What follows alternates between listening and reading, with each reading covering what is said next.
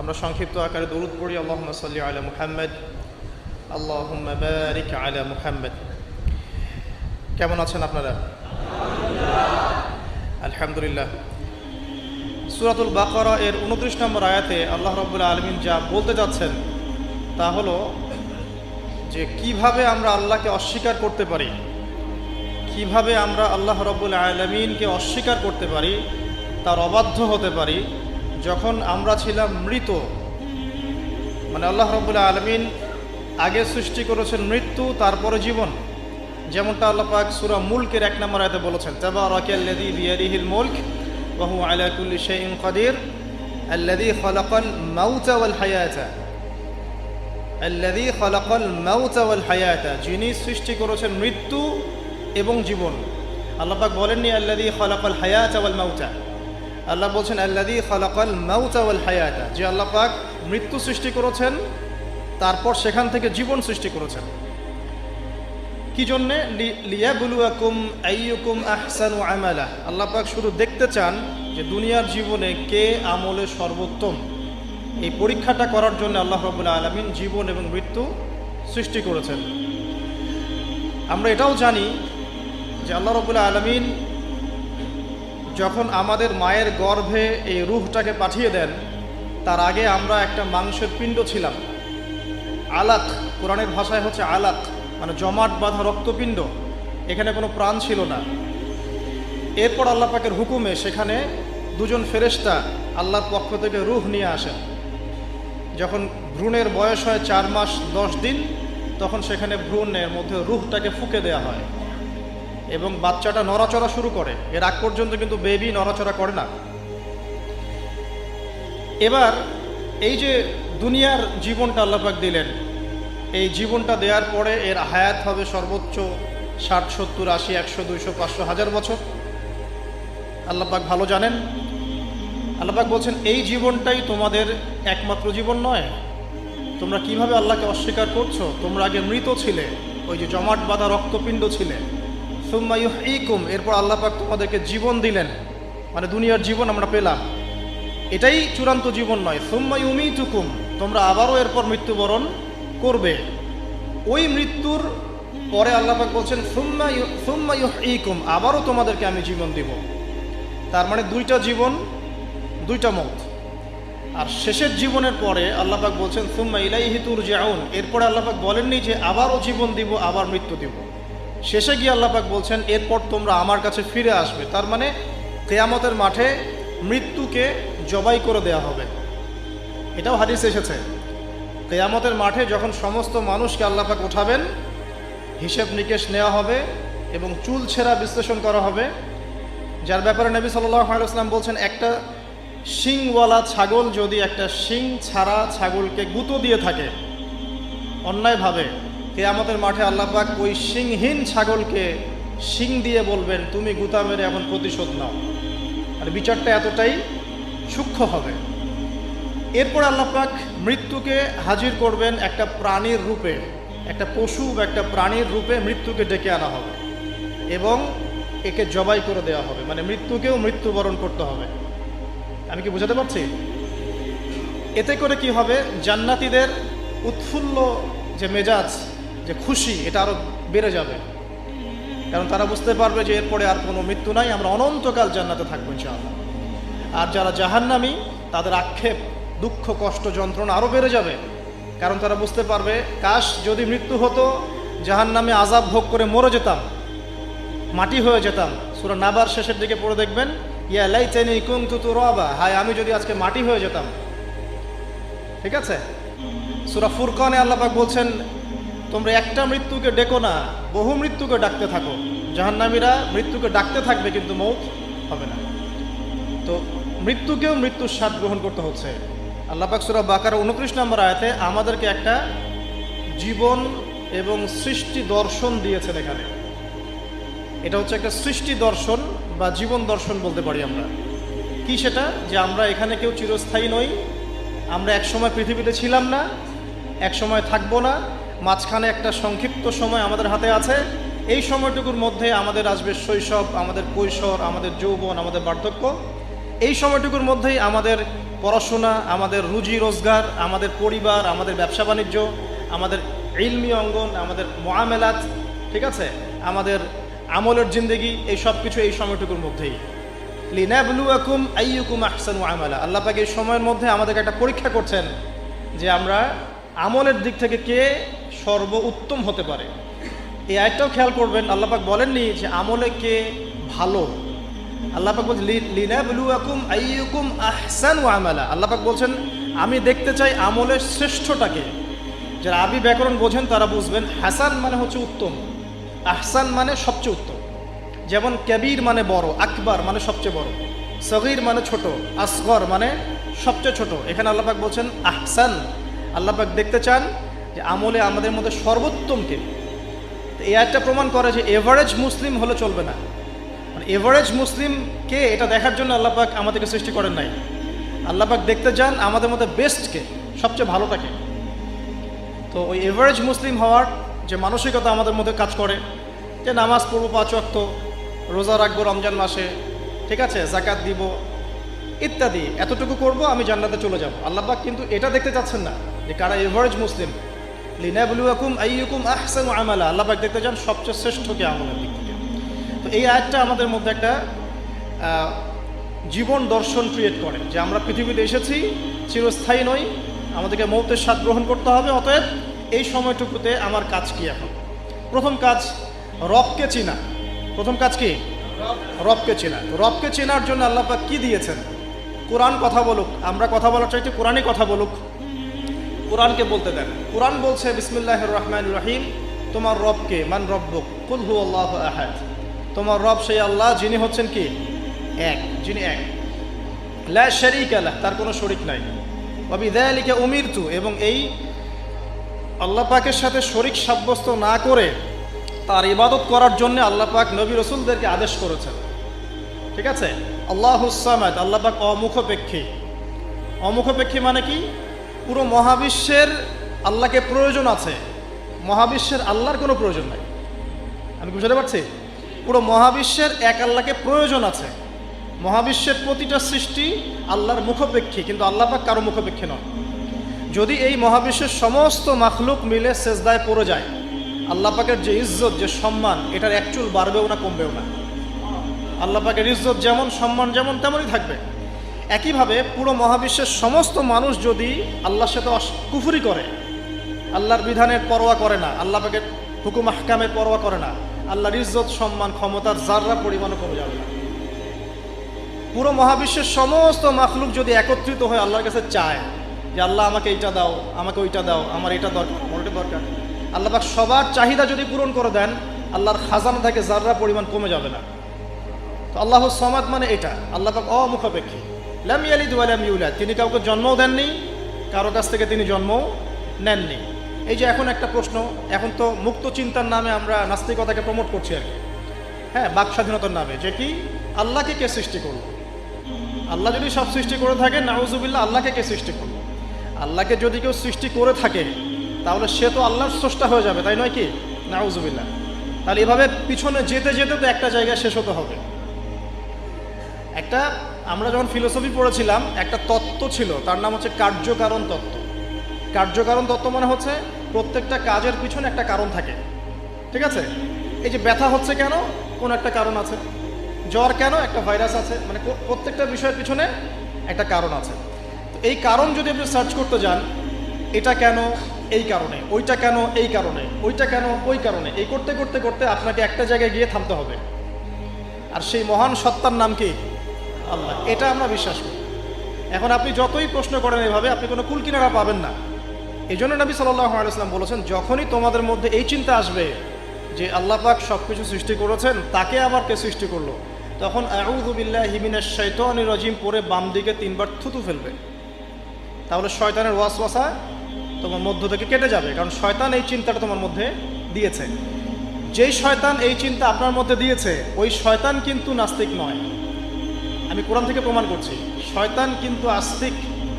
যখন শয়তানকে বের করে দেওয়া হচ্ছে জান্নাত থেকে, ওই যে সেজদা না করার কারণে, শয়তান বলেছে রব্বি আনজিরনি ইলা ইয়াউমি ইউবআসুন।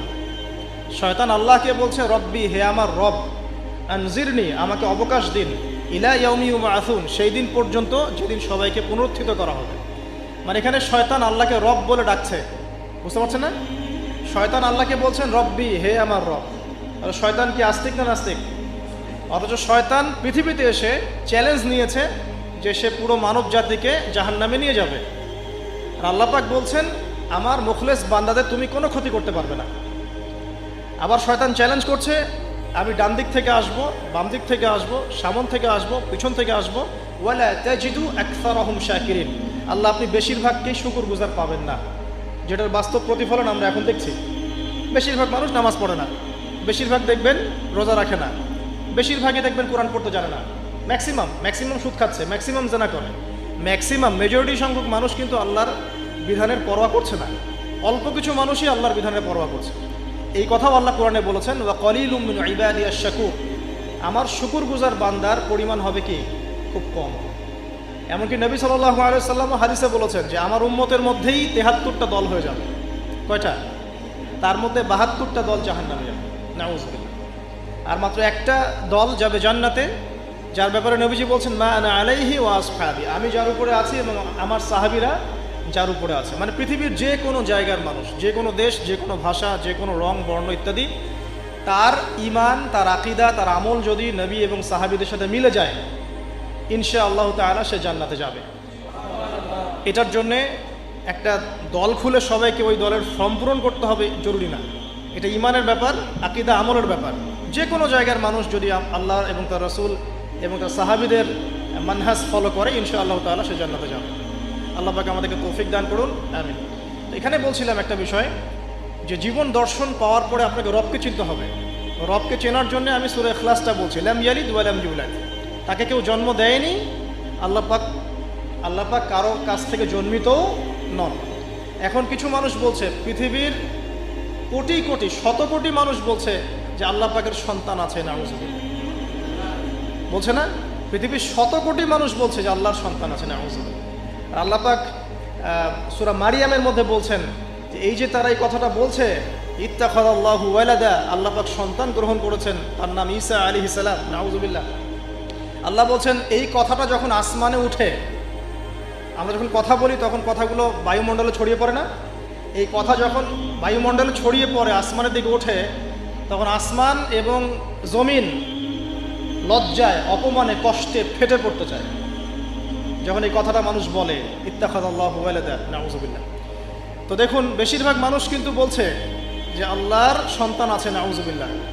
আবার ইহুদি যারা, তারা বলছে ওজায়ের আলাইহিস সালাম আল্লাহর পুত্র, নাউযুবিল্লাহ। খ্রিস্টানরা বলছে ঈসা ইবনে মারিয়াম আল্লাহর পুত্র, নাউযুবিল্লাহ। এখন আমরা যে একটা কথা বলি না, যে বেশিরভাগ মানুষ যা বলবে সেটাই সঠিক, তাহলে কি এই বেশিরভাগ মানুষ যে বলছে আল্লাহর সন্তান আছে এটা সঠিক? তাহলে এখানে কিন্তু এই কনসেপ্টটা টিকছে না। বেশিরভাগ মানুষ যা বলবে তা সঠিক হবে তখনই যখন তাদের কথা কুরআন সুন্নাহর মানদণ্ডে হবে। যদি বেশিরভাগ মানুষ বলে হ্যাঁ সুদ হারাম, অবশ্যই হারাম, বিকজ কুরআন সুন্নাহ এটা হারাম করেছে। যদি বেশিরভাগ মানুষ বলে সুদ হালাল, আপনি কি করবেন? মানবেন? যদি বেশিরভাগ মানুষ বলে মদ হালাল, জিনা হালাল, হ্যাঁ, তাহলে এই যে একটা কনসেপ্ট চালু হয়ে গেছে আমাদের মধ্যে, এটা কিন্তু ডেমোক্রেসি না, এটা ডেমোক্রেসির ভুল ব্যাখ্যা। হ্যাঁ, বেশিরভাগ মানুষ এর কথা, মতামত কখন গ্রহণযোগ্য হবে? যখন সেটা আল্লাহ পাকের ঐশী গ্রন্থের আলোকে হবে, তখন অবশ্যই নিঃসন্দেহে এটা গ্রহণযোগ্য হবে। কিন্তু যদি বেশিরভাগ মানুষ আল্লাহ এবং তার রাসূলের বিধানের বাইরে কথা বলে, হালাল করে দেয় মদকে, জেনাকে হালাল করে দেয়, আপনার এই যে পর্নোগ্রাফিকে হালাল করে দেয়, সুদকে হালাল করে দেয়, তাহলে কি আমরা হালাল মেনে নিব? যদি মেনে নেন তখন কিন্তু আপনি আল্লাহ পাকের সাথে শিরক করলেন। এটা সূরা তাওবার ৩১ নম্বর আয়াতে পড়ে দেখবেন, লাম ইয়ালিদ ওয়া লাম ইউলাদ, আল্লাহ পাক কাউকে জন্ম দেননি, কারো কাছ থেকে জন্মিতও নন। ওয়া লাম ইয়াকুল লাহু কুফুয়ান আহাদ, এটা আরো ম্যাসিভ। আল্লাহ পাকের সমতুল্য কিচ্ছু নাই। মানে কোনো কিছু যদি আপনার চিন্তায়ও আসে যে এটা আল্লাহর সমকক্ষ হতে পারে, নাউযুবিল্লাহ, সাথে সাথেই ওই কনসেপ্টটা বাতিল করতে হবে। কারণ আল্লাহ পাকের সমকক্ষ কিছু হতেই পারে না। কিছু মানুষ আছে, মুসলিমদের মধ্যেও দেখা যায় যে আল্লাহ পাকের গুণ এবং আসমা ও সিফাতগুলোকে মানুষের সাথে তুলনা করছে না? অনেকেই বলেছে যে আল্লাহ পাকের হাত এই যে আমাদের হাতের মতো, নাউযুবিল্লাহ, এইসব কথা বলা যাবে না। অনেকে বলেছে আল্লাহ পাকের পা মানুষের পায়ের মতো, আল্লাহ পাকের চেহারা মানুষের চেহারার মতো। অনেক ফিলোসফিক্যাল বই আমরা পড়েছি, এগুলোতে অনেক মানুষ এই কথাগুলো লিখেছে, এগুলো সম্পূর্ণ বাতিল আকিদা। লাইসা কামিসলিহি শাই, আল্লাহ পাকের মতো কিছুই নাই, কোনো কিছুই তার সাথে সাদৃশ্যর হওয়ার যোগ্য নয়। এখানে যদি কোনো মুসলিম এরকম আকিদা পোষণ করে থাকে, এটাও একটা বাতিল আকিদা হবে। সামনে আসেন, আল্লাহকে চিনতে হলে আপনাকে আরেকটা আয়াত আমি শোনাচ্ছি, ইনশাআল্লাহ এটা যথেষ্ট হবে। আল্লাহ রাব্বুল আলামিন বলছেন, আল্লাহ, আল্লাহ পাক, লা ইলাহা ইল্লাহু, আল্লাহ পাক তিনি যিনি ছাড়া কোনো ইলাহ নাই। আল্লাহু লা ইলাহা ইল্লা হুয়াল হাইয়ুল কাইয়্যুম, তিনি হাই এবং কাইয়্যুম, হাইয়ুন কাইয়্যুম, চিরঞ্জীব চিরস্থায়ী। চিরঞ্জীব মানে কি? মানে যখন কিছু ছিল না আল্লাহ পাক ছিলেন, যখন কিছু থাকবে না আল্লাহ পাক থাকবেন। সময়ের ঊর্ধ্বে আল্লাহ রাব্বুল আলামিন, সময়ের চেয়ে অনেক ঊর্ধ্বে, বরং সময় তো আল্লাহই সৃষ্টি করেছেন, আর আমরা সবাই সময়ের মধ্যে পড়ে আছি। আমাদের এখানে দিন রাত যেমন আল্লাহ রাব্বুল আলামিনের কাছে এমন নয়, মোটেই এমন নয়, বরং কিয়ামতের দিনটাই হবে আল্লাহ পাকের হিসাবে আমাদের দিনের চেয়ে 50,000 বছরের সময়।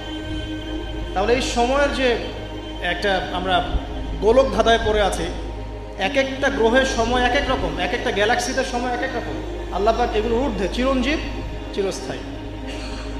আপনারা যারা সায়েন্সে পড়েছেন, আপনারা ওই যে আইনস্টাইনের সূত্র পড়েছেন না, যে সময়ের আলোর বেগে যদি কোনো বাহন ছুটে মহাকাশে, তাহলে পৃথিবীতে দেখা গেল একজনের বয়স 25, ও মহাকাশে 25 বছর ঘুরে আসলো, এসে দেখেছে, আবার পৃথিবীতে এসে দেখলো তার ওই ভাই যার বয়স 25 ছিল তার বয়স এখন 50, কিন্তু ওই বেচারার বয়স কিন্তু 25ই থেকে গেছে।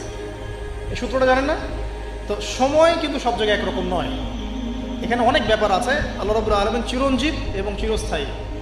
আল্লাহু লা ইলাহা ইল্লা হুয়াল হাইয়ুল কাইয়্যুম লা তাখুযুহু সিনাতুন ওয়ালা নাওম, আল্লাহ পাক বলছেন তাকে তন্দ্রাও স্পর্শ করে না, নিদ্রাও স্পর্শ করতে পারে না। তন্দ্রা কি? এই যে আমাদের ঝিমুনি আসে, এটা তন্দ্রা। আর নিদ্রা কি? আমরা যেটা ঘুমিয়ে যাই, এটা নিদ্রা। তো নিদ্রাকে বলা হয়েছে মৃত্যুর ভাই। এই কারণে জান্নাতে মানুষ যখন যাবে তাদের ঘুম হবে না, মানে জান্নাতে কোনো ঘুম নাই, কারণ ঘুম হচ্ছে মৃত্যুর ভাই। তো আল্লাহ পাককে ঘুমও স্পর্শ করতে পারে না এবং ঝিমুনি তন্দ্রাও স্পর্শ করতে পারে না। এমন একটু চিন্তা করে দেখেন, এই লক্ষ কোটি বছর ধরে যে মহাকাশ চলছে সৃষ্টির পর থেকে, আল্লাহ রাব্বুল আলামিন একটা মুহূর্ত সময় কি রেস্ট নিয়েছেন? একটা জাররা পরিমাণ সময় কি তিনি রেস্ট নিয়েছেন? তার সেই মহান সত্তা যিনি এক জাররা পরিমাণ সময়ও তার ক্লান্তি বোধ হয় না, তার কোনো ঘুম আসে না, তার কোনো তন্দ্রা স্পর্শ করে না, তা আমরা সেই আল্লাহর বান্দা হয়ে কি আল্লাহর বিধান বা তার আনুগত্যের বাইরে যাওয়া ঠিক হবে? এটা সহজ। আল্লাহকে চিনতে শিখুন। আল্লাহ পাক কে? আল্লাহ রাব্বুল আলামিন তো এমন একজন সত্তা যে আপনি সারাটা জীবন আল্লাহর বিপক্ষে চলেছেন, আজকে 2 রাকাত নামাজ পড়ে যদি তওবা করে ফিরে আসেন, ইমিডিয়েটলি আল্লাহ পাক আপনাকে মাফ করতে পারেন। আবার আপনি সারা জীবন ভালো কাজ করেছেন, শেষে গিয়ে এমন একটা কথা বললেন, এমন একটা কাজ করলেন, হতে পারে সেই কাজের জন্য আল্লাহ না করুক আপনার জাহান্নামের ফয়সালা হয়ে যেতে পারে। নাউযুবিল্লাহ। তো আল্লাহকে চিনতে শিখুন। তিনি আর রাজ্জাক, আপনার রিজিক দেন, জন্ম দিয়েছেন, সৃষ্টি করেছেন, পরিণত করেছেন, আমাদেরকে আকৃতি দিয়েছেন, আমাদের জান, আমাদের মাল, আমাদের ইজ্জত সম্মান, পরিবার, প্রতিপত্তি, সব কিছুর মালিককে? সব কিছুর মালিক আল্লাহ রাব্বুল আলামিন। এই কনসেপ্ট যার মনে ক্লিয়ার, ইনশাআল্লাহ তাআলা তার মনে লা ইলাহা ইল্লাল্লাহ ঠিক আছে। আর যার মনের মধ্যে লা ইলাহা ইল্লাল্লাহ ঠিক আছে, ইনশাআল্লাহ সে একদিন না একদিন জান্নাতে যাবে ইনশাআল্লাহ। আসুন সামনে যাই। লা তাখুযুহু সিনাতুন ওয়ালা নাওম লাহু মা ফিস সামাওয়াতি ওয়া মা ফিল আরদ। আসমান সমূহ, এখানে আসমান একটা আসমান বলা হয়নি, পুরো আসমান সমূহ এবং এই জমিনে যা কিছু আছে সব কিছু কার? আল্লাহ। আসমান সমূহটা বোঝেন। একদিন বলেছিলাম একটা এক্সাম্পল, যে এই পুরো মহাবিশ্বে পৃথিবীর অবস্থানটা কতটুকু। একটা সমুদ্রের কিনারায় যখন আপনি হাঁটবেন, বা আপনাদের যে এখানে কি নদী আছে, বালাসী আছে, ওই চরের মধ্যেই মনে করেন আপনি হাঁটছেন, ওই চরের মধ্যে একটা বালুর কণার কি পরিমাণ দাম আছে বা কি পরিমাণ অবস্থান আছে? খুব বড় অবস্থান না? অবস্থানই নাই। এই পুরো মহাবিশ্বে পৃথিবীর অবস্থান তার চাইতেও কম। এই যে সৌরজগৎ দেখছেন, এই সৌরজগতের মধ্যে হাজারটা সৌরজগৎ মিলে একটা গ্যালাক্সি হয়, আর এই হাজার হাজার গ্যালাক্সি মিলে একটা আসমান হয়। এরকম করে 7 আসমান, তার উপরে কুরসি, তার উপরে মহাসাগর, তার উপরে আরশ, তার উপরে আল্লাহ রাব্বুল আলামিন। তাহলে চিন্তা করেন যে পৃথিবীতে আমরা কতটুকু অবস্থান নিয়ে আছি। এই সমস্ত কিছু কার সৃষ্টি? আল্লাহ রাব্বুল আলামিনের। এখন সামনে আসেন, লাহু মা ফিস সামাওয়াতি ওয়া মা ফিল আরদ মান যাল্লাযী ইয়াশফাউ ইনদাহু ইল্লা বিইذনিহি। যার এত ক্ষমতা, যে আল্লাহ পাকের এত ক্ষমতা, আল্লাহ পাক বলছেন কে আছে যে তার অনুমতি ছাড়া আল্লাহর সামনে সুপারিশ করতে পারে? এখান থেকে আমাদের আকীদার পরিষ্কার হওয়া দরকার আছে না? আমরা তো অনেক সময় মনে করি যে পীর সাহেব ধরেছি বাস জান্নাতে চলে যাব, নাকি? আমল করার দরকার নাই, বায়াত হয়েছি বাস জান্নাতে চলে যাব, আমার আমলের দরকার নাই। এত সহজ না। আল্লাহ পাক বলছেন কে আছে যে আমার কাছে সুপারিশ করবে আমার অনুমতি ছাড়া? না, আল্লাহ পাকের অনুমতি না পেয়ে কেউ এই কাজ করতে পারবে না। আমরা জানি না রাসূল সাল্লাল্লাহু আলাইহি ওয়াসাল্লাম উম্মতের জন্য সুপারিশ করবেন। হ্যাঁ, শহীদগণ সুপারিশ করবে, এই যে হাফেজে কোরআন, আলেম, অনেক মানুষ, অনেক শ্রেণীর মানুষকে আল্লাহ পাক সুপারিশ করার ইখতিয়ার দিবেন। কেন দিবেন? বিকজ আল্লাহ পাক তাদের আমলে সন্তুষ্ট এবং আল্লাহ পাক তাদেরকে সম্মানিত করবেন সবার উপরে। মনে করেন এখানে অনেক মানুষ আছে, এর মধ্যে একজনকে আপনি সবচেয়ে বেশি পছন্দ করেন, সে আপনাকে সন্তুষ্ট করেছে, তাকে সম্মানিত করতে চাচ্ছেন আপনি। এখন তাকে ডেকে নিয়ে আসলেন সবার সামনে, এনে আপনি যে ফুলের তোড়া উপহার দিলেন, মানে আপনি তাকে ভালোবাসেন, তাকে সম্মান করেন। এখন সে আপনাকে যদি কিছু বলে যে আমার অমুক ভাই আছে, সেও মাশাআল্লাহ এই পথে চেষ্টা করছে, আপনি তাকে একটু সুযোগ দেন, তখন আপনি কিন্তু ওকে সুযোগ দিবেন। এইটা সুপারিশ। মানে বিষয়টা হচ্ছে যে যখন আল্লাহ রাব্বুল আলামিন কিছু মানুষের উপর সন্তুষ্ট হবেন, তখন গিয়ে আল্লাহ রাব্বুল আলামিন তাদেরকে সুপারিশ করার ইখতিয়ার দিবেন। কিন্তু আল্লাহ পাকের অনুমতি ব্যতীত এই কাজটা কেউ করতে পারবে না। এটা আমাদের কনসেপ্ট ক্লিয়ার থাকা উচিত। মান যাল্লাযী ইয়াশফাউ ইনদাহু ইল্লা বিইذনিহি ইয়ালামু মা বাইনা আইদিহিম ওয়া মা খালফাহুম। আল্লাহ পাক সেই সত্তা, আপনার রব সেই সত্তা যিনি সামনের এবং পিছনের খবর জানেন, মানে অতীত, বর্তমান, ভবিষ্যৎ সব জানেন। আদম আলাইহিস সালাম সৃষ্টি হওয়ার প্রথম দিন কি খেয়েছেন আল্লাহ পাক এখন জানেন। কথা বুঝতে পারছেন না? আমরা জানি? কোনো ইতিহাসের বই আমাদেরকে সলিউশন দিতে পারবে? জান্নাত জাহান্নামের ফয়সালা হয়ে যাওয়ার পরে, এটা বোঝেন, জান্নাত জাহান্নামের ফয়সালা হয়ে যাওয়ার পর জান্নাতীরা 100 কোটি বছর পরে কি খাবে, কি করবে, কি পড়বে, আল্লাহ পাক এই মুহূর্তে সেটা জানেন। ঠিক একইভাবে জাহান্নামীরা জাহান্নামে যাওয়ার 100 কোটি বছর পর তাদের কি আযাব হবে, কি পানিশমেন্ট দেওয়া হবে, ওদের অবস্থা কি হবে, আল্লাহ পাক এখনই সেটা দেখতে পারেন। তা আমরা তো আল্লাহকে চিনি না, এই কারণে আমরা আল্লাহর বিরোধিতা করি, তার নবীর বিরোধিতা করি, ইসলাম, কোরআন, হাদিসের বিরোধিতা করছি। আমরা তো আল্লাহকে চিনি না। আল্লাহ পাক বলছেন ইয়ালামু মা বাইনা আইদিহিম ওয়া মা খালফাহুম, সামনে পিছনে যা আছে, অতীত, বর্তমান, ভবিষ্যৎ সব আল্লাহ পাক জানেন। ইয়ালামু মা বাইনা আইদিহিম ওয়া মা খালফাহুম ওয়া লা ইউহিতুনা বিশাইইন মিন ইলমিহি ইল্লা বিমা শা। আল্লাহ পাকের যে মহা জ্ঞান, অসীম জ্ঞান, এই জ্ঞানটাকে কোনো কিছুই পরিব্যাপ্ত করতে পারে না। এই যে ইসলামের এগেনস্টে যত প্রশ্ন করা হয়, আল্লাহকে কে সৃষ্টি করলো, ইসলামে ওই বিধান কেন, হ্যাঁ পর্দা কেন, কেন বহুবিবাহ, কেন এইটা, কেন সেইটা, এই যে যত প্রশ্ন এখন করা হয় মুক্ত চিন্তার নামে, এটার একমাত্র কারণ কি জানেন? একমাত্র কারণ জ্ঞানের স্বল্পতা। কারণ তাদের ক্ষুদ্র জ্ঞান আল্লাহ পাকের বিশাল জ্ঞানকে পেনিট্রেট করতে পারে না। এই কারণে ওদের কাছে মনে হয় এইটা কেন, ওইটা কেন, এইটা কেন। এখানে বিষয়টা হচ্ছে যে মহান সত্তা পুরো মহাবিশ্ব সৃষ্টি করেছেন, নিঃসন্দেহে তার জ্ঞান আমার জ্ঞানের চেয়ে অনেক বেশি। এবং তিনি যে বিধানটা নাজিল করবেন, যা বলবেন, তার প্রতিটা অক্ষর নিঃসন্দেহে সত্য। এটা আমার বুঝে আসুক বা না আসুক, আমাকে আত্মসমর্পণ করতে হবে, এটা বুদ্ধিমানের কাজ। এর মধ্যে অনেক কিছুর ব্যাখ্যা আমি বের করতে পারবো, অনেক কিছু হয়তো পারবো না। যেটা পারবো সেটা আলহামদুলিল্লাহ, যেটা পারবো না ইনশাল্লাহ আগামীতে হয়তো সেটা বের হবে, হবে না? কোরআন দিয়ে প্রত্যেকটা যুগ এবং জিজ্ঞাসার জবাব দেওয়া হয়েছে না? এখন হয়তো ওয়ার্ল্ডে এমন নতুন নতুন কিছু মাসআলা এসেছে যেগুলো এখন পর্যন্ত আবিষ্কৃত হচ্ছে না, হয়তো সামনের দিনগুলোতে দেখবেন ঠিকই এগুলো আবিষ্কার হয়েছে। দেখবেন হয়তো কয়দিন পর যদি নাসা বলে যে হ্যাঁ জান্নাত জাহান্নাম বলে কিছু আছে, আমরা দেখেছি, ওরা এখন বলছে না মহাবিশ্বে ওইখানে প্রাণ আছে, এই আছে, সেই আছে, মানুষ বিশ্বাস করছে। কয়দিন পর যদি তারা এই কথাটা বলে, তখন দেখবেন সারা বিশ্বের মানুষ বিনা বাক্যে বিশ্বাস করবে। তো যেটা আগামীতে হবে সেটা আল্লাহ পাক আগেই জানিয়ে দিয়েছেন। তো প্রকৃত মুসলিম এবং বুদ্ধিমান মুসলিম সে যে নিঃশর্তভাবে আল্লাহ পাকের এই বিধানগুলোকে মেনে চলে, এখানে কোনো প্রশ্ন করতে যায় না। কারণ সে জানে আমার জ্ঞানটা সসীম, আল্লাহ পাকের জ্ঞান অসীম। ক্ষুদ্র জ্ঞান কখনো আল্লাহর মহা জ্ঞানকে পেনিট্রেট করতে পারে না। এটা আল্লাহ পাক বলছেন যে আল্লাহর মহাজ্ঞানকে কোনো সত্তাই পরিবেষ্টন করতে পারবে না ইল্লা বিমা শা, যতটুকু জ্ঞান তিনি দিতে চান এতটুকু বাদ দিয়ে, যতটুকু জানিয়েছেন এতটুকু বাদ দিয়ে আমরা জানি না। যেমন কিয়ামতের অনেক সাইনের কথা বলা আছে না, এক্স্যাক্টলি কোন দিনে কিয়ামত হবে কেউ বলতে পারবে না। আল্লাহ পাক যতটুকু চান এতটুকু আমরা জানি। ইয়ালামু মা বাইনা আইদিহিম ওয়া মা খালফাহুম ওয়া লা ইউহিতুনা বিশাইইন মিন ইলমিহি ইল্লা বিমা শা, এই যে ওয়াসিআ কুরসিয়ুহুস সামাওয়াতি ওয়াল আরদ। আল্লাহ পাক বলেন এই মহাবিশ্বকে আল্লাহ পাকের কুরসিটা ঘিরে রেখেছে। এই কুরসি কিন্তু আরশ নয়, এই কুরসি পুরো মহাবিশ্বকে ঘিরে রেখেছে। এর উপরে আছে মহাসাগর, তার উপরে আছে আরশে আযীম। ঠিক আছে, ওয়াসিআ কুরসিয়ুহুস সামাওয়াতি ওয়াল আরদ ওয়া লা ইয়াউদুহু হিফযুহুমা ওয়া হুয়াল আলিয়্যুল আযীম। এবং এই পুরো মহাবিশ্বকে পরিচালনা করতে বা নিয়ন্ত্রণ করতে আল্লাহ পাকের যাররা পরিমাণও কোনো কষ্ট হয় না। তো এই হচ্ছে আপনার রব, যে রব আপনাকে সৃষ্টি করেছেন এবং দুনিয়াতে একটা হায়াত দিয়েছেন এবং আপনাকে তিনি মৃত্যু দিবেন, এরপর আবার পুনরুজ্জীবিত করবেন, তারপর বিচার ফয়সালা হবে, এরপর হয় জান্নাত না হলে জাহান্নাম। না, আপনি আপনার রবকে চিনতে শিখুন, তাহলে ইনশাআল্লাহ তাআলা এটা আপনার জন্য সহজ হবে আল্লাহর আনুগত্য করা, তার দাসত্ব করা। এরপর কি আল্লাহ পাক কি করলেন? আল্লাহ রাব্বুল আলামিন রবকে চিনতে শেখানোর পরে আমাদেরকে পৃথিবীতে পাঠিয়েছেন। পৃথিবীতে পাঠিয়েই কি আল্লাহ পাক আমাদেরকে ছেড়ে দিয়েছেন? না, আল্লাহ রাব্বুল আলামিন ঐশী গ্রন্থ নাজিল করেছেন এবং এই ঐশী গ্রন্থটাই হচ্ছে সত্য মিথ্যার চূড়ান্ত মানদণ্ড। এখন রবকে চেনার পরে আপনাকে চিনতে হবে সত্য কোনটা মিথ্যা কোনটা, কারণ আপনাকে জীবনে এখন চলার পথে অনেক কিছু ফেস করতে হবে। ফেস করতে গিয়ে হয় সত্যের পথে যাবেন, না হলে মিথ্যার পথে যাবেন।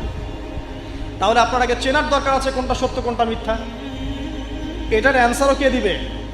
কোরআন দিবে। কোরআন বলছে সূরা কাহফের 29 নম্বর আয়াতে যে ওয়াকুলিল হাক্কু মির রাব্বিকুম, হে নবী মুহাম্মদ সাল্লাল্লাহু আলাইহি ওয়াসাল্লাম আপনি বলে দিন সত্য সেটাই, হক সেটাই যা আপনার রবের পক্ষ থেকে নাজিল হয়। তার মানে যখন তাওরাত নাজিল হয়েছিল সেটাই হক ছিল, যখন জাবুর নাজিল হয়েছে ওটাই কিন্তু হক ছিল, ইনজিল নাজিলের সময় ইনজিল হক ছিল। এখন কোরআন নাজিল হয়েছে, কিয়ামত পর্যন্ত কোনো নবীও আসবেন না আর কোনো কিতাবও আসবে না। তাহলে কোরআন এবং এর ব্যাখ্যা সুন্নাহই হচ্ছে সত্য মিথ্যার চূড়ান্ত মানদণ্ড। এখন দুনিয়াতে চলার পথে আপনি এখন একটা গাইডেন্স পেলেন, আমি যে এখন রবের কাছে ফিরতে হবে, জান্নাতে যেতে হবে, আমার গাইডেন্স লাগবে। অ্যান্ড গাইডেন্স কি পেলেন? কোরআন এবং হাদিস। এটাই হচ্ছে সত্যের চূড়ান্ত মানদণ্ড। আল্লাহ পাক অন্য আয়াতে বলেছেন ওয়াকুলিল হাক্কু মির রাব্বিকুম ফালা তাকুনান্না মিনাল মুমতারিন, জেনে রাখো যে সত্য আল্লাহর পক্ষ থেকে আসে এবং তোমরা সন্দেহবাদীদের অন্তর্ভুক্ত হয়েও না। কোরআন সম্পর্কে আল্লাহ পাক এমন কথাও বলেছেন সূরা হামিম সিজদার মধ্যে, তানজিলুম মিন হাকিমিন হামিদ। এই কোরআন হচ্ছে এমন একটা সত্তার পক্ষ থেকে এসেছে যে সত্তা হচ্ছে প্রশংসিত এবং মহিমান্বিত। লা ইয়াতিহিল বাতিলু মিন বাইনি ইয়াদাইহি ওয়ালা মিন খালফিহি। কোরআন এমন একটা কিতাব যার ডান বাম সামন পিছন কোনো দিক থেকেই বাতিল তাকে স্পর্শ করতে পারে না। তো আপনি একটা গাইডেন্স পেলেন যে কী ফলো করবেন আপনি। ঠিক আছে, আল্লাহ পাক এটা কিন্তু সূরা বাকারাতেও বলেছেন কুল নাহবিতু মিনহা জামিআ, তোমরা পৃথিবীতে নেমে যাও, ফাইম্মা ইয়াতিয়ান্নাকুম মিন্নি হুদান, তোমাদের কাছে আমার পক্ষ থেকে হেদায়েত আসবে, ফামান তাবিআ হুদায়া, যারা আমার হেদায়েত মেনে চলবে, ফালা খাউফুন আলাইহিম ওয়ালা হুম ইয়াহজানুন, তাদের কোনো ভয় নাই, কোনো দুশ্চিন্তাও নাই। ওয়াল্লাযীনা কাফারু ওয়া কাযযাবু বিআয়াতিনা, যারা কুফরি করবে এবং আমার আয়াতকে মিথ্যা প্রতিপন্ন করবে, উলাইকা আসহাবুন নার, এরা হবে জাহান্নামের অধিবাসী, হুম ফিহা খালিদুন। তাহলে আপনি গাইডেন্স কিন্তু পেয়ে গেলেন। কোত্থেকে আসবে গাইডেন্স? আল্লাহর পক্ষ থেকে। সর্বশেষ নবীকে মুহাম্মদ সাল্লাল্লাহু আলাইহি ওয়াসাল্লাম, সর্বশেষ গাইডেন্সটা কি তাহলে? কোরআন এবং এর ব্যাখ্যা কি হাদিস আছে না নাই? অনেকেই বলে কোরআনই যথেষ্ট, হাদিসের প্রয়োজন নাই। মূল কথা হচ্ছে এই যে এই কথার মধ্য দিয়ে আপনি কোরআনকে অস্বীকার করেছেন। আমি আপনাকে দেখাচ্ছি সূরা হাশরের 7 নম্বর আয়াতে আল্লাহ পাক বলছেন যে রাসূল যা দেন, ওয়া মা আতাকুমুর রাসূলু ফাখুযু, রাসূলুল্লাহ সাল্লাল্লাহু আলাইহি ওয়াসাল্লাম তোমাদেরকে যা দেন তোমরা সেটা গ্রহণ করো, ওয়া মা নাহাকুম আনহু ফান্তাহু, এবং রাসূল সাল্লাল্লাহু আলাইহি ওয়াসাল্লাম যা থেকে বিরত থাকতে বলেছেন বিরত থাকো। এই যে রাসূল যা দেন, রাসূল যা বিরত থাকতে বলেন, এটা কোথায় আছে? হাদিসে। তাহলে আপনি যদি হাদিস না মানেন তাহলে কোরআনের এই আয়াতটি ফলো করতে পারছেন না। এমন অনেক বিধান আপনি পাবেন যেগুলোর মূলনীতি কোরআনে দেয়া আছে, ব্যাখ্যা হাদিসে দেয়া আছে। আর আমাদের অনেকের একটা ধারণা যে কোরআন এবং হাদিস আলাদা আলাদা উৎস, আসলে এমনটা বিষয়টা নয়। কোরআন এবং হাদিস একই উৎস থেকে এসেছে, একই সত্তার পক্ষ থেকে আসা অভ্রান্ত সত্যের উৎস। ওয়ামা ইয়ানতিকু আনিল হাওয়া ইন হুয়া ইল্লা ওয়াহয়ুন ইউহা। আল্লাহ পাক বলছেন রাসূল সাল্লাল্লাহু আলাইহি ওয়াসাল্লাম নিজের মন গড়া কোনো কথাই বলেন না, তিনি সে কথাটাই বলেন যা আল্লাহ তাকে ওহী করেন। রাসূল যে বলেছেন এই যে দাড়ির কথা, টুপির কথা, এই যে আপনার পাগড়ির কথা, টাকনুর উপরে কাপড়ের কথা, এগুলোর মন থেকে বলেন নাই, নিজের ইচ্ছা থেকে বলেন নাই, আল্লাহ পাকের আদেশ এসেছে বলেই বলেছেন। প্রতিটা কথাই আল্লাহর ওয়াহী। এই কারণে এখানে কোরআন এবং হাদিস দুটো শাস্ত্র হয়েছে, আলটিমেটলি দুটোই কিন্তু একই উৎস থেকে আসা। এখন আপনি গাইডেন্স পেলেন দুনিয়াতে কী কী ফলো করে চলবেন। এখন এই কোরআন এবং হাদিস কি হাতে ধরিয়ে দেওয়া যথেষ্ট? মানে কোরআনের একটা বই দিয়ে দিলাম, একটা হাদিসের বই দিয়ে দিলাম, বাস এখন জীবন চলেন, পারবেন? পারা যায় না। এটাকে এত সহজ? কোরআন ধরিয়ে দেওয়া হলো, হাদিস ধরিয়ে দেওয়া হলো, এখন আপনাকে বলা হলো আপনি চলেন, তাই কি হবে? হবে না। এই কারণে আল্লাহ রাব্বুল আলামিন শুধু হেদায়েত পাঠিয়েই ক্ষান্ত হন নাই, নবী রসুলও পাঠিয়েছেন। আমি কি বুঝতে পারছি? আল্লাহ পাকের দয়া দেখেন। এবং নবী রসুল পাঠাতে পাঠাতে কেউ বলে 1,24,000, কেউ বলে 2,24,000, তাই না? সংখ্যাটা যাই হোক না কেন, সর্বশেষ নবী হিসাবে আপনি পাচ্ছেন নবী মুহাম্মদ সাল্লাল্লাহু আলাইহি ওয়াসাল্লামকে। এবং এই নবী মুহাম্মদ সাল্লাল্লাহু আলাইহি ওয়াসাল্লামের মধ্য দিয়ে আল্লাহ পাক কুরআন সুন্নাহ আমল করিয়ে দেখিয়েছেন যে কীভাবে আমল করে জান্নাতে যেতে হবে। তাহলে আপনি রবকে চিনলেন, গাইডেন্স পেলেন, এবার রাসূলও পাচ্ছেন, একজন মুর্শিদ পাচ্ছেন, আপনি একজন পথ প্রদর্শক পাচ্ছেন। কাকে ফলো করবেন, কিভাবে ফলো করবেন? আল্লাহ পাক নামাজ পড়তে বলেছেন, যেভাবে ইচ্ছা সেভাবে নামাজ পড়তে পারবো না। রাসূল যেভাবে নামাজ পড়েছেন ওইভাবে পড়তে হবে। রোজা রাখতে বলেছেন, আমি কি ইচ্ছা মতো রোজা রাখতে পারবো? পারবো না। রাসূল যেভাবে রেখেছেন ওইভাবে রাখতে হবে। জাকাত দিতে বলেছেন, আপনি কি যা ইচ্ছা তাই জাকাত দিবেন? রাসূল যেভাবে দিয়েছেন সেইভাবে দিবেন। ঠিক এভাবেই আপনার জীবনের প্রতিটা কাজ, একদম ঘুমানো থেকে শুরু করে ঘুম থেকে ওঠা, ইস্তেঞ্জা করা, খাওয়া দাওয়া করা, কাপড় পরা, নামাজ পড়া, জিকির করা, আপনার তাসবিহ তাহলিল তিলাওয়াত, ইলম অর্জন করা, আমল করা, আর কি বলবো, এই যে আপনার ব্যবসা, আপনার চাকরি, সমাজ পরিচালনা, রাষ্ট্র পরিচালনা, সব কিছুর একটা গাইডেন্স দেওয়া আছে।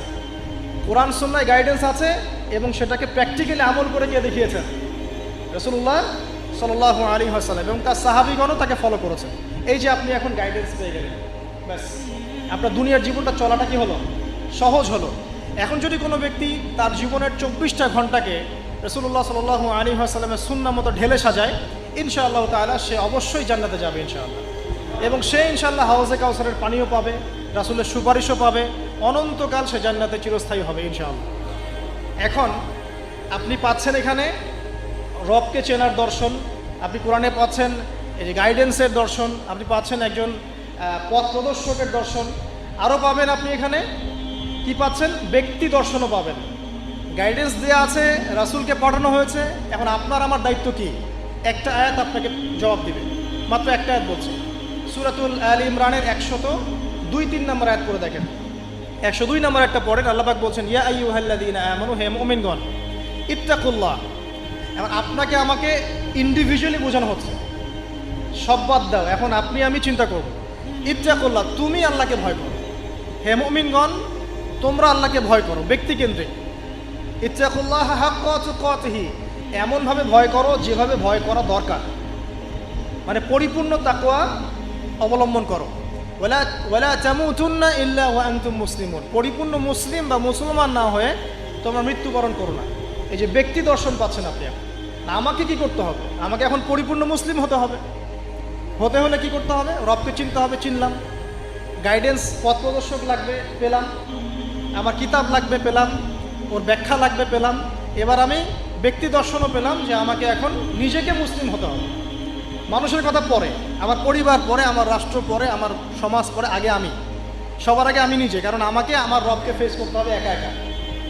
আল্লাহ পাক সূরা মারিয়ামে বলেছেন, এই পৃথিবীতে যত মানুষ আছে এরা সবাই একা একা একজন একজন করে আল্লাহর কাছে হিসাব দিবে, একসাথে 10 জনের হিসাব দিবে না। চিন্তা করতে পারেন পৃথিবীতে কত কোটি মানুষ চলে গেছে, আর কত কোটি মানুষ আছে, আর কত কোটি মানুষ আসবে, সবার হিসেব হবে একা একা, একজন একজন করে। এবং তাদের মাঝখানে কোনো দোভাষীও থাকবে না, ভাষা বুঝি না এমনও না, তারা ভাষা বুঝবে। এই জন্য আমরা বলি যে মানুষের মৌতের সাথে সাথেই ভাষা কি হয়ে যাবে? আরবি, জি। এই জন্যে জীবন থাকতে আরবিটা শেখেন। আরবিটা শিখলে কোরআন জানতে পারবেন, বুঝতে পারবেন। আল্লাহ পাক তৌফিক দান করুন, আমিন। তো দেখুন, প্রথমে ব্যক্তির কথা বলা হচ্ছে, সব কিছু বাদ দেন। ইয়া আইয়ুহাল্লাযীনা আমানু, হে মুমিনগণ, তোমরা আগে নিজেদের নফসের খবর নাও, ঠিক আছে? ইত্তাকুল্লাহ, আল্লাহকে ভয় করো, হাক্কা তুকাতিহি, ভয় করার মতো ভয় করো। ওয়ালা তামুতুন্না ইল্লা ওয়া আনতুম মুসলিমুন, পরিপূর্ণ মুসলিম না হয়ে মৃত্যুবরণ করবে। এখন পরিপূর্ণ মুসলিম হতে হলে আমার কি করতে হবে? এক কথা, সহজ কথা, কোরআন এবং হাদিসে যা আছে মেনে চলতে হবে এবং রাসূলুল্লাহ সাল্লাল্লাহু আলাইহি ওয়াসাল্লামের আদর্শ ফলো করতে হবে। এটা ফলো করতে গিয়ে যদি আমি হোঁচট খাই, পড়ে যাই, তাহলে কি হবে? আবার উঠবেন, আবার ওযু করবেন, আবার নামাজে দাঁড়াবেন, তওবা করবেন। জীবনের একটা পর্যায় পর্যন্ত মনে করেন আপনি হেদায়েতের পথে ছিলেন না, কি করবেন? আজই তওবা করে ফিরে আসবেন। আল্লাহকে বলবেন, আল্লাহ, যা নামাজ কাজা করেছি, যা রোজা কাজা করেছি, আল্লাহ মাফ করে দাও। আগামী দিনগুলোতে ইনশাআল্লাহ আমি নামাজ রোজা কাজা করব না। আগামী দিনগুলোতে মৃত্যু পর্যন্ত আমি কোরআন সুন্নাহ মেনে চলবো ইনশাআল্লাহ। তওবা করে ফিরে আসেন। ব্যক্তি ভালো হলে পরিবার ভালো হবে না? পরিবারগুলো ভালো হয়ে গেলে সমাজটা ভালো হবে না ইনশাআল্লাহ? আর এই রাষ্ট্রটা কি সমাজের বাইরে না ভিতরে? সমাজ নিয়ে রাষ্ট্র হয় না রাষ্ট্র নিয়ে সমাজ হয়? রাষ্ট্রবিজ্ঞান পড়েন, সমাজবিজ্ঞান পড়েন, সমাজ নিয়েই কিন্তু রাষ্ট্র। আগে কিন্তু এই বর্তমান সময়কার এই গ্লোবাল রাষ্ট্রের কাঠামোটা ছিল না। কিন্তু প্রাচীন গ্রিকের দর্শন পড়েন, ওদের ফিলোসফিগুলো পড়েন, ওখানে কিন্তু ছোট ছোট নগর রাষ্ট্র ছিল, ছোট ছোট নগর রাষ্ট্র, এগুলোই তখন রাষ্ট্রের ভিত্তি ছিল। মদিনা কি তখনকার এখনকার এরকম বড় ইউনাইটেড নেশনসের মধ্যে ছিল? ওই ছোট্ট একটা কাঠামো ছিল, ওটাই রাষ্ট্র ছিল। কোরাইশরা যে গোত্রকেন্দ্রিক থাকতো, ওইটাই ছিল ওই সময়কার রাষ্ট্রকেন্দ্রিক কাঠামো। তো সমাজ নিয়ে রাষ্ট্র হয়। সেখানে আমরা যদি সমাজের মানুষ ঠিক না হয়, শুধু উপরের দিকে আঙ্গুল তুলে কোনো লাভ হবে না। কারণ এই মানুষগুলো তো আসমান থেকে টপকে পড়ে নাই, এই মানুষগুলো সমাজ থেকে উঠে আসছে। তো এই জন্য ব্যক্তির কথা আল্লাহ পাক আগে বলছেন যে তোমরা আগে নিজেরা পরিপূর্ণ মুসলমান না হয়ে মারা যেও না। আর সূরা মাইদা আল্লাহ পাক বলছেন, ইয়া আইয়ুহাল্লাযীনা আমানু, হে মুমিনগণ, আলাইকুম আনফুসাকুম, তোমরা নিজেরা নিজেদের নফসের খবর আগে নাও। লা ইয়াদুররু মান দাল্লা ইন ইহতাদাইতুম, তোমরা যদি হেদায়েতের উপর থাকো, যারা পথভ্রষ্ট হয়ে গেছে, এই পথভ্রষ্টতা তোমাদের কোনো ক্ষতি করবে না। কেউ যদি পথভ্রষ্ট হয়ে যায়, আপনার কোনো সমস্যা নেই, আপনি আগে নিজে ঠিক হন, পরে আপনি তাকে ঠিক করতে যাবেন যখন আপনি তার যোগ্য হবেন। তখন এমন জামানার কথা নবীজি বলেছেন সাল্লাল্লাহু আলাইহি ওয়াসাল্লাম, যেই জামানায় আমানত থাকবে না, সত্য মিথ্যা হয়ে যাবে, মিথ্যা সত্য হয়ে যাবে, ন্যায় অন্যায় হবে, অন্যায় ন্যায় হবে, হক বাতিল হবে, বাতিল হক হয়ে যাবে। এই জামানার কথা নবীজি বলছেন। তখন সাহাবী জিজ্ঞাসা করছেন যে ওই সময় আমি কি করব? ইয়া রাসূলুল্লাহ, নবী সাল্লাল্লাহু আলাইহি ওয়াসাল্লাম বলছেন, ওই সময় তুমি তোমার নিজের নফসের খবর নাও। তুমি নিজে ঘরে থাকো, বিনা প্রয়োজনে ঘরের বাইরে যেও না, মানুষের সাথে কম মেলামেশা করো, বেশি কথা বলতে যেও না, বাসায় থাকো এবং নিজের পাপের জন্য ক্রন্দন করতে থাকো, ইনশাআল্লাহ আল্লাহ পাক তোমাকে মাফ করবে। তো ওই রকম জামানা কি এখন আসে নাই? বুঝতে পারেন না পরিবেশ পরিস্থিতি দেখে? তো এখানে আমাদের সবার আগে কর্তব্য হচ্ছে নিজেকে ঠিক করা, নিজের যত্ন নেওয়া, নিজের নফসের যত্ন নেওয়া। তারপর কি, যখন আমি পরিপূর্ণ মুসলিম হব ইনশাআল্লাহ, এরপরে আপনি চলে যাবেন আপনার শিক্ষা ক্ষেত্রে, তাই না? আপনি শিক্ষা দর্শনে যাবেন। এখানে আপনি কি শিখবেন? আমি সবসময় বলি, আপনারা যেখানে পড়াশোনা করছেন সেগুলো পড়বেন, কোনো সমস্যা নেই, কিন্তু আপনাকে কোরআন এবং হাদিসের কিছু বেসিক নলেজ অর্জন করতে হবে। এই জন্য আমি কিছু সাবজেক্টের কথা বলি, যে কোরআন আপনাকে জানতে হবে, আরবি ব্যাকরণ একটু টুকটাক পড়াশোনা করতে হবে, তাফসিরের কিছু বই পড়বেন, হাদিসের কিছু ক্লাসিক্যাল বই পড়বেন, পাশাপাশি আপনি ইসলামের ইতিহাস পড়বেন, ইসলামিক অর্থনীতি পড়বেন, হ্যাঁ, জিওপলিটিক্যাল বইগুলো পড়বেন। এভাবে সাবজেক্ট ওয়াইজ আপনি পড়াটাকে ভাগ করে নেবেন। এমন না আপনি মেডিকেল সায়েন্সের পড়া বাদ দিয়ে এসে এখানে মাদ্রাসায় ভর্তি হয়ে যাচ্ছেন। এটা সবাই এটা পারবেও না, সবার এটার প্রয়োজনও নাই।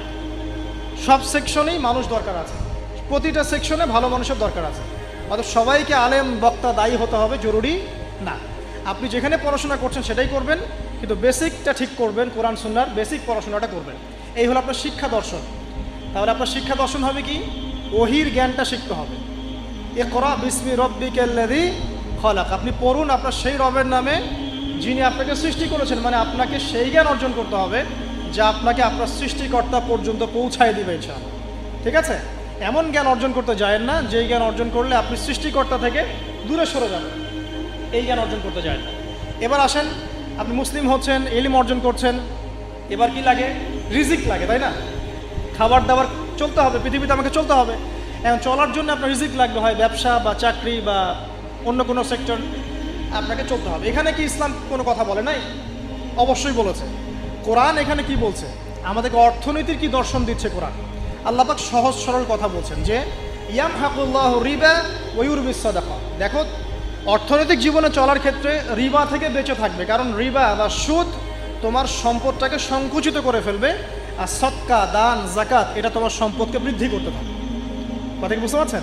তার মানে ইসলামিক অর্থনীতি একটা ভিত্তি পেলাম, জাকাত, দান, সাদাকা, ঠিক আছে, আর রিবা থেকে দূরে থাকতে। আল্লাহ পাক আরও বলছেন যে ফাআহাল্লাল্লাহুল বাইআ ওয়া হাররামার রিবা। আল্লাহ পাক ব্যবসাকে হালাল করেছেন, রিবাকে কি করেছেন? হারাম। তার মানে আপনি একটা গাইডেন্স পেলেন, আপনাকে ব্যবসা করতে হবে, আপনাকে সুদে যাওয়া যাবে না। আপনি ব্যবসা করেন কোনো সমস্যা নাই, বাট সুদে গেলে প্রবলেম। এই ব্যাপারে আল্লাহ পাক আরও বলছেন ইয়া আইয়ুহাল্লাযীনা আমানু হে মুমিনগণ ইত্তাকুল্লাহ, আল্লাহকে ভয় করো, ওয়া যারু মা বাকিয়া মিনার রিবা, তোমরা সুদের অবশিষ্ট সব অংশগুলো ছেড়ে দাও, সুদের লভ্যাংশগুলো ছেড়ে দাও, চক্রবৃদ্ধি হারে সুদ খেও না। ওয়াইল্লাম তাফআলু, তোমরা যদি এটা না ছাড়ো তাহলে ফা'যারু বিহারবি মিনাল্লাহি ওয়া রাসূলিহি, তাহলে আল্লাহ এবং তার রাসূলের সাথে যুদ্ধের ঘোষণা শুনে রাখো। এখানে আপনি জীবনে চলার পথে রিজিকের আপনি গাইডেন্স পেলেন। ব্যবসা করবেন আলহামদুলিল্লাহ, চাকরি করবেন আলহামদুলিল্লাহ, আপনি দান সাদকা করবেন, যাকাত দিবেন, এগুলো সব পারমিটেড, কিন্তু আপনি রিবায় যেতে পারবেন না, মজুদদারি, কালোবাজারি, দুর্নীতি এগুলোতে যেতে পারবেন না, এটা প্রহিবিটেড, মাপে কম দিতে পারবেন না।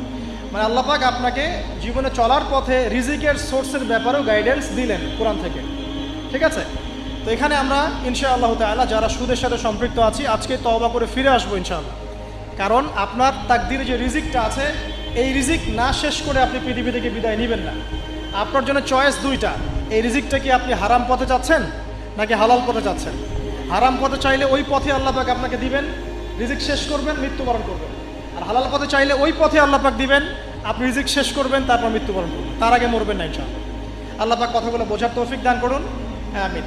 এই যে ব্যবসা বাণিজ্য, চাকরি বাকরি হয়ে গেল, এখন কি আপনার পরিবারের ব্যাপার আছে। আমি শেষ করে দিচ্ছি, আপনার পরিবারের কিছু ব্যাপার আছে। এখন পরিবার গঠন করবেন, মাশাআল্লাহ, এখানে কি কোরআন গাইডেন্স দেয় নাই? অবশ্যই দিয়েছে। সূরা তাহরিম এর 6 নম্বর আয়াত পড়ে দেখেন, আল্লাহ পাক বলছেন যে ইয়া আইয়ুহাল্লাযীনা আমানু হে মুমিনগণ কু আনফুসাকুম ওয়া আহলিকুম নার, তুমি নিজে জাহান্নামের আগুন থেকে বাঁচো, তোমার পরিবারবর্গ সবাইকে জাহান্নামের আগুন থেকে বাঁচাও।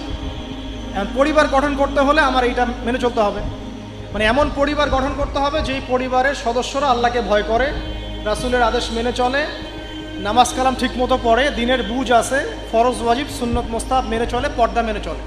এমন পরিবার গঠন করা ছাড়া অন্য জায়গায় যাওয়া যাবে না, কারণ আমাদেরকে এমন পরিবার গঠন করতে আল্লাহ পাক বলেছেন যে পরিবারের সদস্যদেরকে তুমি জাহান্নামের আগুন থেকে বাঁচাবে। তো এখানে আমি পারিবারিক দর্শন পেলাম। এখানে মোটা থেকে কিছু কথা বলে দেই যে বিয়ে করার সময় অবশ্যই দিনদারিতাকে প্রাধান্য দিবেন, বাকি বিষয়গুলো পরে, রূপ সৌন্দর্য বংশ টাকা পয়সা পরে, আগে দিনদারিতা। ছেলের ক্ষেত্রেও মেয়ের ক্ষেত্রেও বিয়েটাকে সহজ করবেন, কঠিন করবেন না। বিয়ে যত সহজ হবে জেনা তত কমে যাবে, বিয়ে যত কঠিন হবে জেনা তত বাড়তে থাকবে। আর এখনকার যুগটা জেনার যুগ, ঘরে ঘরে জেনা পরকীয়া চলছেই, এবং রেপ ধর্ষণ এখনকার একটা কমন সমস্যা।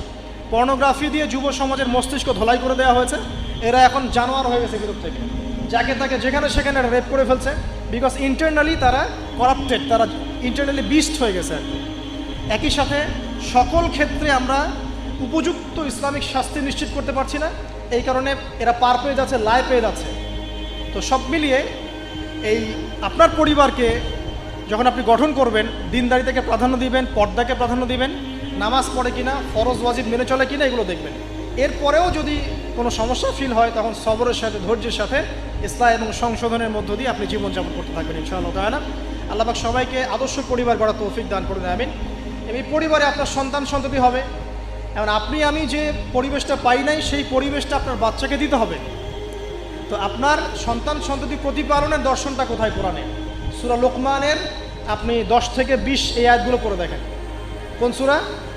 সূরা লোকমানের 10 থেকে 20 এই আয়াতগুলো পড়ে দেখেন। আল্লাহ রাব্বুল আলামিন এখানে পুরো গাইডেন্স দিয়ে দিয়েছে, বাচ্চাকে কিভাবে মানুষ করবেন, কি শিখাবেন, কি শিখাবেন না সব। লোকমান আলাইহিস সালাম তার বাচ্চাকে শেখাচ্ছেন শিরক করো না, সৎ কাজের আদেশ দিও, অসৎ কাজে নিষেধ করো, সবর করো, মানুষ ভালো মন্দ বলবে তখন সবর করো, পিতা মাতার অবাধ্য হয়েও না, ঠিক আছে। তবে পিতা মাতা যদি তোমাকে আল্লাহর বিরুদ্ধে নিয়ে যায় তখন তাদের সাথে সবরের সাথে আচরণ করো, কিন্তু তাদের সাথে কটু আচরণ করো না, তাদের কথা মেনে নিও না। যদি তারা তোমাকে শিরিক করতে বলে ওদের কথা মেনে নিও না, কিন্তু তাদের সাথে ভালো আচরণ করো। তো এখানে আপনাকে পুরো গাইডেন্স দেওয়া হবে কীভাবে আপনি সন্তান প্রতিপালন করবেন। এছাড়া এখনকার প্যারেন্টিংয়ের অনেক বই আছে, এগুলো কিনবেন, ইসলামিক ফ্যামিলি গড়ে তোলেন। আল্লাহ পাক তৌফিক এনায়েত করুন, আমিন। সর্বশেষে যে বিষয়, যে এরপর আপনি সমাজে চলাফেরা করছেন, সমাজ নিয়ে কি ইসলাম কোনো কথা বলে নাই? এক বাক্যে আমি বলছি সমাজের বিষয়গুলো কোথায় আছে। কুরআনুল কারীমের মধ্যে একটা সূরা আছে, সূরাতুল হুজুরাত। কোন সূরা? সূরা হুজুরাত। এই সূরা হুজুরাতটা পুরো বাসায় গিয়ে পড়ে ফেলেন, দেখবেন একটা সমাজ কিভাবে চলবে বা চলা উচিত আল্লাহ পাক এখানে সব কিছু বলেছেন। একটা বিষয় আল্লাহ পাক বাদ দেন নাই। শুধুমাত্র এই সূরার উপর যদি এই বাংলার এই মুসলিম সমাজ আমল করতে পারে, ইনশাআল্লাহ এই সমাজে কোনো অন্যায়, অবিচার, জুলুম থাকবে না ইনশাআল্লাহ। এবং ইনশাআল্লাহ পুরো সোসাইটি মিলেই জান্নাতে যাবে ইনশাআল্লাহ তাআলা। আমরা আমাদের সমাজকে ভালোবাসবো, অবশ্যই দেশকে ভালোবাসবো, এবং আমরা চাবো যে আমাদের পুরো কমিউনিটি নিয়ে যেন আমরা আল্লাহর সাথে সাক্ষাৎ করতে পারি, জান্নাতে যেতে পারি। এই কারণে আমাদের উপর নৈতিক দায়িত্ব যে কোরআন থেকে এই সলিউশনগুলো মানুষের সামনে তুলে ধরা। আল্লাহ পাক যেন আমাদের সবাইকে আদর্শ সমাজ গড়ার তৌফিক দান করেন এবং সূরা হুজুরাতের উপর আমল করার তৌফিক এনায়েত করেন, আমিন। আচ্ছা, সর্বশেষ একটা পয়েন্ট বলে শেষ করে দেই, আমাদের সময় চলে যাচ্ছে। আমি এতক্ষণ যে কথাগুলো বলেছি এই কথাগুলোর সামারি করে দিই আগে। প্রথমে আমি আপনাকে বলেছি যে এই জীবনে আমরা চিরস্থায়ী নই, মৃত্যুবরণ করতে হবে। সো আমাদের হাতে সময় আছে হায়েস্ট 50, 60, 70 বা 100 বছর। এই সময়টুকুতে আমি কিভাবে আল্লাহর পথে চলবো, আল্লাহ পাক একা ছেড়ে দেন নাই। আমরা রবকে চিনেছি আয়াতুল কুরসির মধ্য দিয়ে, সূরা ইখলাসের মধ্য দিয়ে। সেই রবের দাসত্ব করব কিভাবে, আল্লাহ পাক দিয়েছেন কোরআন এবং এর ব্যাখ্যা হাদিস, এটা ফলো করব। কিভাবে ফলো করব? নবী সাল্লাল্লাহু আলাইহি ওয়াসাল্লামের আদর্শ অনুযায়ী ফলো করব, সাহাবীদের মতো করে ফলো করব ইনশাআল্লাহ। এরপর কি হবে? এরপর আমি ব্যক্তি জীবনকে আগে সমৃদ্ধ করব। আমার ব্যক্তি জীবনে আমি জ্ঞান অর্জন করব, আমল করব, তাসকিয়া অর্জন করব, আমার ব্যক্তি জীবনটাকে আমি ইসলামের পথে উৎসর্গ করব। এরপরে কি? এরপরে আমি চলে যাব অর্থনীতিতে। আমার ব্যবসা বাণিজ্যের প্রয়োজন আছে, আমি ব্যবসা বাণিজ্যের ক্ষেত্রে হালাল হারাম মেনে চলবো। ইকোনমিক সেকশনে আমি হালাল হারাম মেনে চলবো, আল্লাহর বিধান মেনে চলবো। শিক্ষাক্ষেত্রে আমি আল্লাহর ওহির জ্ঞান অর্জন করব। এরপর পরিবার গঠন করব, সেখানেও আমি ইনশাআল্লাহ তাআলা আদর্শ ইসলামিক পরিবার গড়ে তোলার চেষ্টা করব। এরপর সমাজ যদি গঠন করতে হয় তখন আমি গিয়ে সূরা হুজুরাতের সাহায্য নিব। এর মধ্য দিয়ে ইনশাআল্লাহ আমি একটা আদর্শ সমাজের রোল মডেল পাবো। আর সর্বশেষ যেটা হলো, আরও বড় সেকশন, যে পররাষ্ট্রনীতির কথা বলছেন, রাষ্ট্রীয় কথাগুলো বলছেন, বিচারের কথাগুলো বলছেন, এই প্রতিটা বিষয়ের হেদায়েতও কোরআনে দেয়া আছে। এখন এই যুগে, এই সময়ে, এই একবিংশ শতাব্দীতে এসে এই পশ্চিমাদের দৌরত্বের এই যুগে আমরা এটা কতটুকু করতে পারবো আমরা জানি না, কিন্তু জেনে রাখা ভালো। জাস্ট জানার জন্য বলছি। আল্লাহ রাব্বুল আলামিন কুরআনুল কারীমের মধ্যে বলেছেন যে ইয়া দাউদ, হে দাউদ, সূরা সাদের 26 নম্বর আয়াতে আল্লাহ পাক বলেছেন, ইয়া দাউদ, হে দাউদ, ইন্না জাআলনাকা খলিফাতান ফিল আরদ, হে দাউদ আমি তোমাকে পৃথিবীতে খলিফা করেছি। আল্লাহর খলিফাকে, যে আল্লাহ রাব্বুল আলামিনের বিধান মেনে চলে সেই তো আল্লাহর খলিফা। হে দাউদ আমি তোমাকে পৃথিবীতে খলিফা করেছি, তোমার কাজ কি? ফাহকুম বাইনান নাসি বিল হক, তোমার কাজ হচ্ছে মানুষের মধ্যে হকের মানদণ্ডে বিচার ফয়সালা করবে। আর হক কি আমি কিন্তু আগে বলেছি সূরা কাহফ 29 নম্বর আয়াতে, যে হক সেটাই যেটা আল্লাহর পক্ষ থেকে নাজিল হয়। এই মানদণ্ডে তুমি মানুষের মাঝখানে বিচার ফয়সালা করবে। ওয়ালা তাত্তাবিউল হাওয়া, এবং তুমি তোমার প্রবৃত্তির দাসত্ব করবে না। ফায়ুদিল্লাকা আন সাবিলিল্লাহ, তাহলে এটা তোমাকে আল্লাহর পথ থেকে সরিয়ে নিয়ে যাবে। ইন্নাল্লাযীনা ইউদিল্লুনা আন সাবিলিল্লাহ, নিশ্চয়ই যারা আল্লাহর পথ থেকে বিচ্যুত হয়ে যায়, লাহুম আযাবুন শাদীদ, তাদের জন্য আছে প্রচণ্ড যন্ত্রণাদায়ক শাস্তি। বিমা নাসু ইয়াউমাল হিসাব, এই কারণে যে তারা হিসাবের দিনটা ভুলে গিয়েছে। তো এখানে আমরা একটা দর্শন পেয়ে গেলাম যে আমাদেরকে যদি আল্লাহ রাব্বুল আলামিন বড় লেভেলে নিয়ে যান, তখন আপনাকে কি ফলো করে সমাজ, রাষ্ট্র এবং পলিটিক্যাল অ্যাফেয়ার্সগুলো ডিল করতে হবে। জানি আমি আপনাদের চেয়ে খুব ভালো করে জানি যে এটা বর্তমান বিশ্বে অলমোস্ট ইম্পসিবল। বর্তমান বিশ্বের যে কাঠামো, ঈসা ইবনে মারইয়াম এবং মাহদী আসার আগ পর্যন্ত এটা ইম্পোজ করা অলমোস্ট ইম্পসিবল। তারপরে আমরা জেনে রাখছি, বিকজ এটা জানার অধিকারটা আপনাদের আছে। আল্লাহ পাক সূরা মাইদা আরও বলেছেন, ওয়ামান লাম ইয়াহকুম বিমা আনজালাল্লাহু ফাউলাইকা হুমুল কাফিরুন। সূরা মাইদা পড়েন 44, 45, 47 তিনটা আয়াত পড়বেন।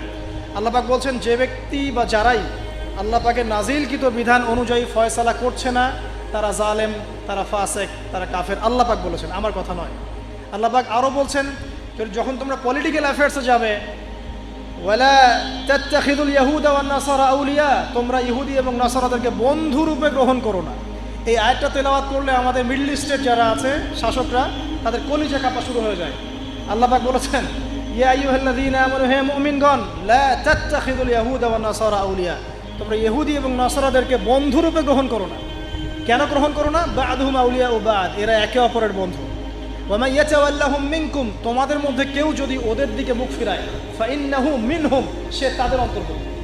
ইন্নাল্লাহা লা ইয়াহদিল কওমাজ যালিমিন, আল্লাহ পাক এই জালেমদেরকে হেদায়েত করেন না। সেরকম অনেক আয়াত কোরআনে আছে। এখানে যখন আল্লাহ পাক ওই লেভেলে মানুষকে নিয়ে যাবে, তখন তার উচিত হবে, যদি তার সামর্থ্য থাকে, ক্ষমতা থাকে, তাহলে আল্লাহ রাব্বুল আলামিনের সেই বিধানগুলোকে ইম্পোজ করা। যেটা আমি বলে দিলাম, এই দাজ্জালীয় সভ্যতার যুগে এটা অলমোস্ট ইম্পসিবল। তারপরেও যে ন্যায়ের কথা বলা হয়, যতটুকু পারা যায় অতটুকুর মধ্যেই আল্লাহ রাব্বুল আলামিনের হক, ন্যায়, যেটা আমাদের সমাজের জন্য কল্যাণকর, এই ডিসিশনগুলো নিতে কোনো আপত্তি নেই। আল্লাহ রাব্বুল আলামিন আমাদের ঊর্ধ্বতন কর্তৃপক্ষ যারা আছে সবাইকে শক্তিশালী করুন, আমরা দোয়া করি, এবং তাদেরকে আল্লাহ রাব্বুল আলামিনের কোরআন এবং হাদিস বোঝার তৌফিক দান করুন। সরাসরি না হলেও টেকনিক্যালি ইসলামের বিধানগুলোকে ইম্পোজ করার তৌফিক আল্লাহ পাক সবাইকে দান করুন, আমিন। আল্লাহ রাব্বুল আলামিন আমাদের সবাইকে মাফ করে দিন। এই দুনিয়ার জীবনটা যেন আমরা আল্লাহর আনুগত্যে কাটাতে পারি, আল্লাহ পাক সে তৌফিক আমরা সবাইকে দান করুন। এবং আমরা আরও বলছি যে আল্লাহ রাব্বুল আলামিন আমাদেরকে কোরআন সুন্নাহর জ্ঞানী হওয়ার তৌফিক দান করুন, বেশি বেশি করে আমল করার তৌফিক দান করুন, আদর্শ ইসলামিক পরিবার গড়ার তৌফিক দান করুন। পাশাপাশি আমাদেরকে যা রিজিকের সমস্যায় ভুগছি, হালাল রিজিকের সোর্স যাদের জুটছে না, আল্লাহ পাক এই বেকারত্ব দূর করে দিন এবং হালাল রিজিকের পথ প্রশস্ত করে দিন, আল্লাহুম্মা আমিন। আমাদের সমাজটাকে আল্লাহ রাব্বুল আলামিন কোরআনের কাঠামোতে গড়ে তোলা তৌফিক দান করুন, এবং আল্লাহ পাক আমাদের ঊর্ধ্বতন কর্তৃপক্ষ যারা আছে সবাইকে শক্তিশালী করুন, যাতে করে তারা ইসলামের কল্যাণে কাজ করতে পারেন, আমিন। সুবহানাকা আল্লাহুম্মা বিহামদিকা, আশহাদু আল্লা ইলাহা ইল্লা আনতা, আস্তাগফিরুকা ওয়া আতুবু ইলাইক। আসসালামু আলাইকুম ওয়া রাহমাতুল্লাহি ওয়া বারাকাতুহু।